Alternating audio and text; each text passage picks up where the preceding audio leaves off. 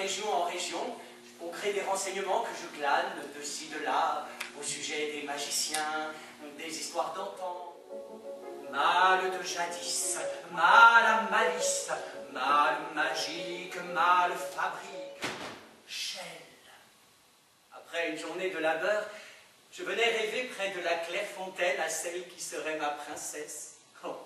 Oh, mais pas forcément une princesse. Par une douce soirée de printemps, que j'y ai rencontré Jacqueline. Et dès que mes yeux se sont posés sur elle, j'ai su que j'avais trouvé ma femme pour la vie. Un jour, un soldat du roi vient nous chercher. La France combat les Anglais. Je suis parti, en laissant un mot sur le bord de la fontaine. Je ne savais pas que le vent me trahirait. Après l'Île-de-France, je suis allé explorer les Alpes. Oh, c'est une terre étrange, de montagnes, de brumes et de neiges, peuplées de légendes plus incroyables les unes que les autres. Mal d'antan, mal d'avant, montre-moi, révèle-moi, Châtel. Voilà quelque chose de typique.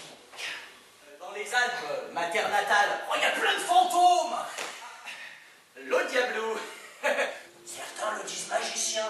Tout ça, c'est comme les fantômes, c'est rien que des boniments. Bien sûr, Joseph Antoine, si tu es si sûr de toi, je te mets au défi de passer une nuit, mais une nuit complète, au chalet de Casseronde. Je me suis mis en route un soir de novembre, ma couverture sous le bras.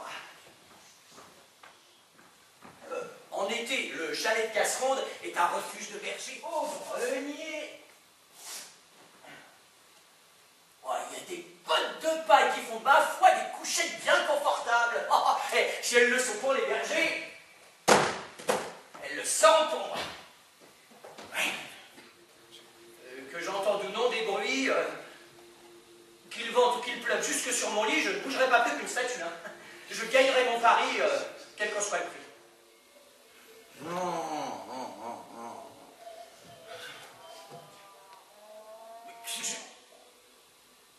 Des vaches, ces aboiements.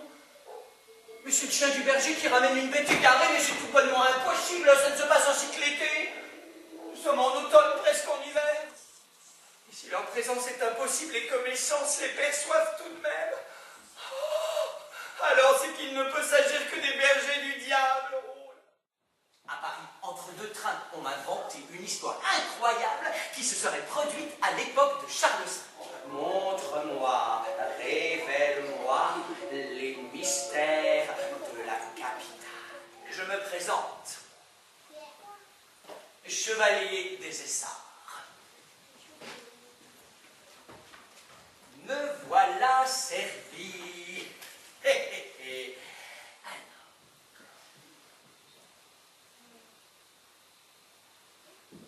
Le sang bleu! Quelle saveur! Le mérite en revient au pâtissier de la rue des Marmousets. Quelle viande peut-il bien employer pour obtenir de telles saveurs? Que se passe-t-il?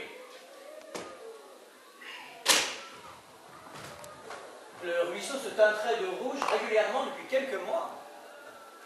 De rouge sang?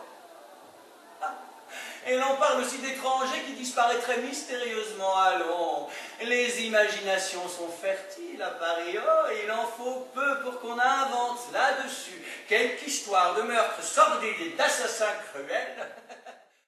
Révèle-moi les mystères des Charentes. Je me présente. Père Camus, je suis jardinier à Balzac, une petite bourgade des Charentes. À Balzac, comme les autres jardiniers, je m'arrachais les cheveux à essayer de défendre mon potager contre une fichue taupe qui épouvantait et tout le village. 30 écus de récompense à quiconque apportera la bête dûment entravée à la mairie de Balzac, où elle sera jugée comme il se doit. 30 écus. C'est en retournant la terre pour planter les tomates que j'empare de ma bêche et lui achète un bon coup sur la tête.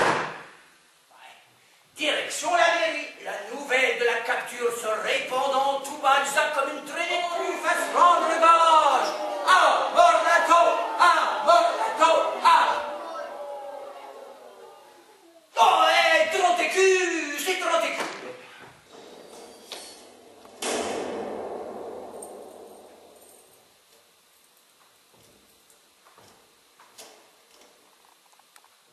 Sous la pression populaire, le maire et ses conseillers décident d'organiser un tribunal spécial.